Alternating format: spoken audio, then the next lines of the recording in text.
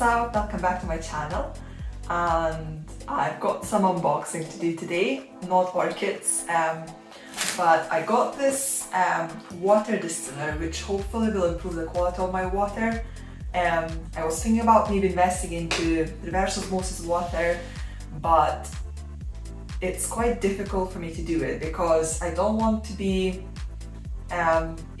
installing all this piping and all of that, and there is really no space under the sink in the bathroom, so it's not really an option for me. So I was looking at different types of options of what else I could use, and I found this technology, basically distilled water. And so what this basically does, it boils the water, and as the water evaporates, it collects that evaporated water into another container, and basically all the dissolved salts and all other stuff is left behind.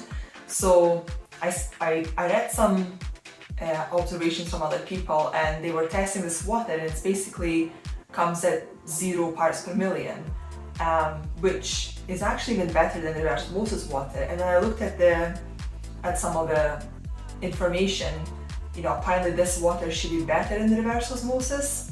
I guess we need to open the box, plug this in and see what happens. So let me get this opened. I will try and lay it down. Hopefully I don't break it.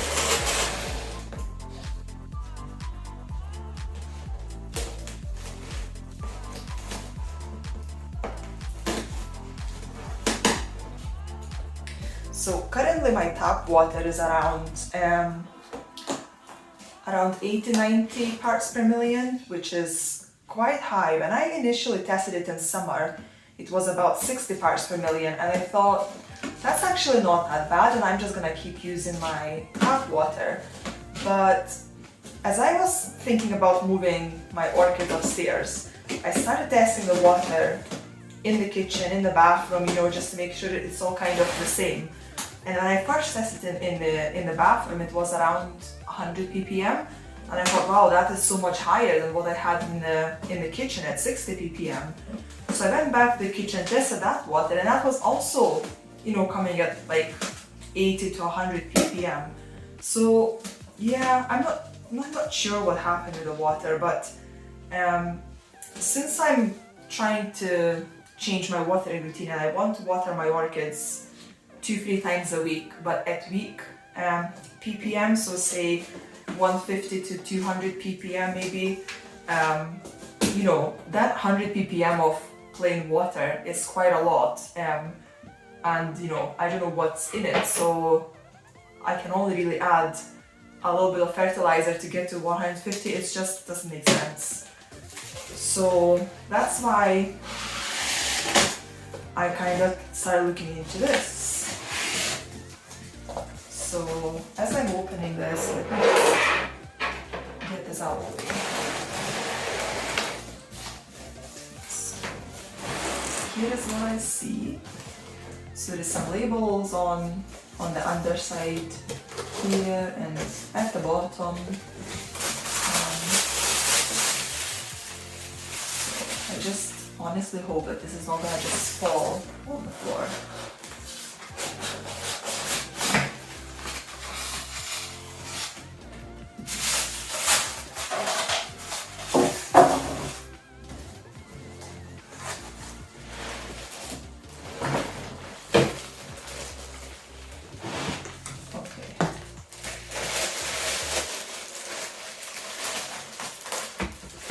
This is the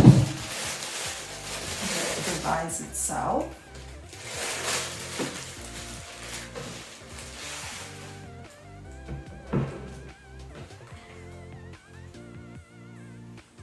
So I'm just trying to figure out how it stands, because that doesn't look even. Okay, let's just keep taking things out and we will hopefully figure this out. So here's another piece. Something else fell out of here.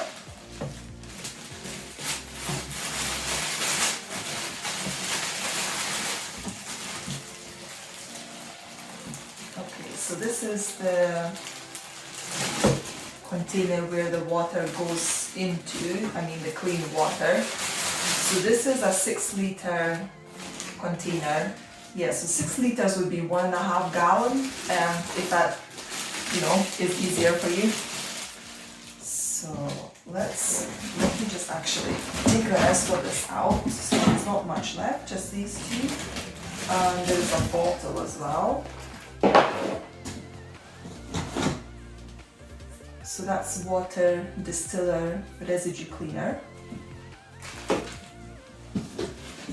And the instructions, we will need those. So let me just get this box out of the way. There we go. Okay, so, and this is activated carbon filters. Apparently there should be enough in here for 3 years, so that's good. And yeah, basically this machine device, it doesn't need any filters, so the reverse osmosis water has a number of filters and they need to be changed at different periods. So some will need to change every 6 months, others will need changed, every couple of years or so. This, there is no filters in here, which means, I don't need to worry about that. So that is also kind of a bit of a saving, because these filters can be quite expensive.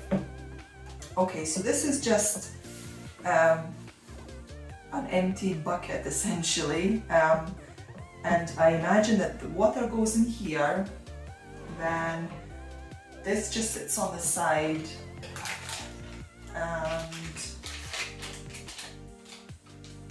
so this is, I think, the so this will be just a cap for this bottle to store the water, and then this, I think it would just come on like that, and this goes up here,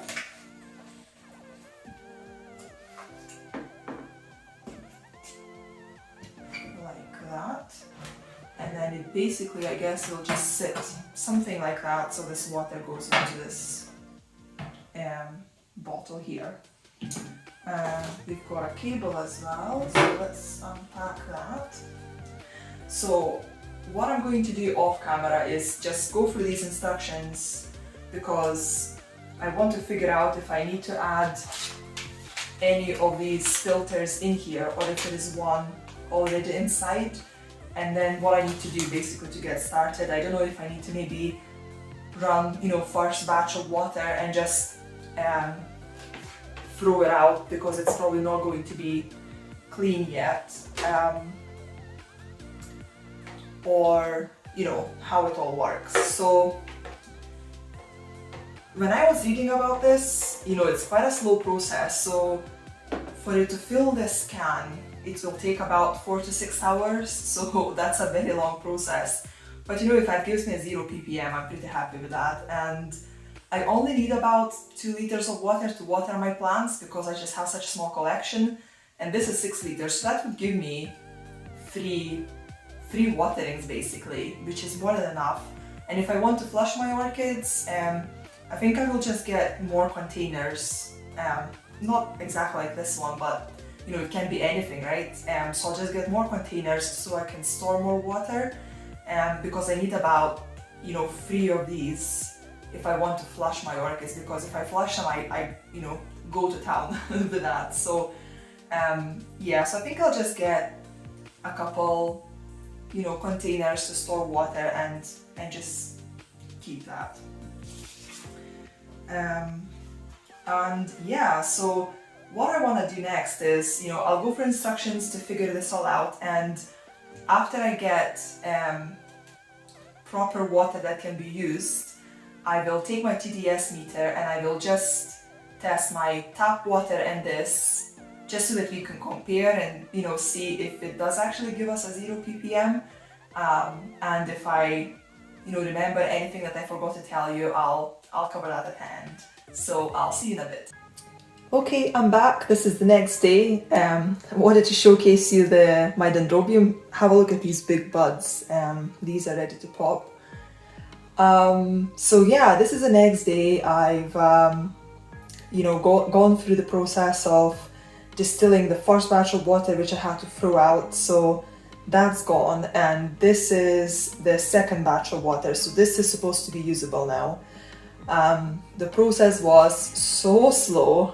It literally, it just drips the water drop by drop. So you can imagine how long it takes for this whole bottle to fill up. So when I had to just throw that whole batch off out, it was painful. But anyway, I got the second batch done. The machine itself is actually quite noisy, so it's maybe something to keep in mind for myself as well. It also generates loads of heat, so when it works, it heats up the whole room. So I had it set up here in the room where the plants are, and I think that was a mistake because I had like 35 or 36 degrees in this room, halfway through the process. So I opened the windows, I opened all the doors and everything just to try and get the heat out. So this machine is gonna live downstairs, and it probably uses a lot of electricity as well. So I'm going to do this at night because we have a cheaper tariff at night, so it means it will be cheaper for me to do this during the night. So I guess it will just be some planning involved in all of that. Rainwater. What about rainwater? I actually did consider that and maybe collecting rainwater. I collected some water in my garden when it was raining, and when I tested it, it was about 70-80 parts per million, which is quite a lot for rainwater. Usually we'd expect it to be 4 or 5 parts per million. So, and my tap water is the same. So basically, there is no difference for me whether I collect the rainwater or use tap water. And to be quite honest, I'd rather use a tap water if I need to choose between the two, because God knows what is in that 70 parts per million in rainwater. It could be a lot of different things, whereas tap water, at least it is made to be, to drink. So, I know it is fairly safe. It's just, I just don't feel comfortable using it on my orchids with such a high ppm, because I want my fertilizer waters to be around 100 to 150 ppm. So let's test this water out and see what's the reading. So I've got my ppH reading here. Sorry, I just combined ppm and pH. So this is a ppm, a pH meter. It measures temperature as well. It measures something else, which is this EC, if you can see at the top. No idea what that means, but I'm using it for ppm and pH. So let's take this cap off, and so hopefully you'll be able to see on the screen. This says 0 ppm at the moment. So if I drop it there, hopefully you can see that's 5 ppm. So that's pretty good, considering that I've gone through from 70. Oh, look, it's actually even showing 2 now. So yeah, that's great. I'm pretty happy with that. 2 parts per million, that's awesome. Let's measure pH as well. So hopefully you can see now at the top it says pH. So let's have a look at the pH as well.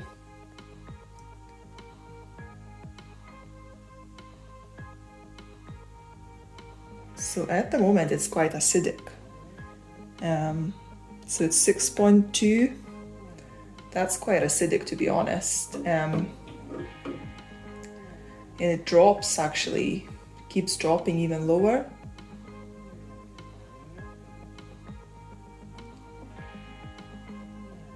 So yeah, that's quite interesting actually, that it's so acidic. So I know it still kind of keeps going up and down a bit, but I'll just freeze this just to show a bit closer. So that's 6.15 pH. That is actually quite low. It's quite acidic. So I will keep monitoring this. I don't know if that is because, you know, it is still second ever batch, which means, you know, it might still have some residue or whatever, you know, from kind of self-cleaning it the first time. So I will, you know, I will keep testing it, and I'll keep that in mind as well when I'm mixing my fertilizer. So I maybe need to think about, you know, means of how to raise the pH as well if it's going to be too acidic. So yeah, we'll have a look. Also, you know, when this water got distilled, I opened the original, you know, the device where the original water was, and it was so filthy. You can see a small shot here of what the you know, what the bottom of it looks. It's just horrendous. So that's, you know, how much crap I was putting on my orchids before. So hopefully that's now out of the water, which is good. So I think I hope I covered everything, but you know, let me know what you guys use. Do you use your tap water? Is it good enough for you, or are you collecting rainwater, or do you use RO water? Maybe any of you are actually using this distilled water as well, and you know, what's your experience with it if you've got this method. To be honest, I think it's, you know, it is maybe quite good for small amount of orchids, but if I had a big amount of orchids and I needed a lot of water, this is probably would be quite expensive. But the good thing is that, you know, no installation required, kind of assembly is really minimal, which is, you know, it's a big advantage. So yeah, I'm just gonna go and get my orchids some water. I think I'm gonna soak them in this water for now because I saw some salt deposits in some of the pots, so I'm just gonna soak them with this clean water, and then I'll start fertilizing them a lot lower than what I'm doing at the moment. So yeah, see you guys soon. Bye!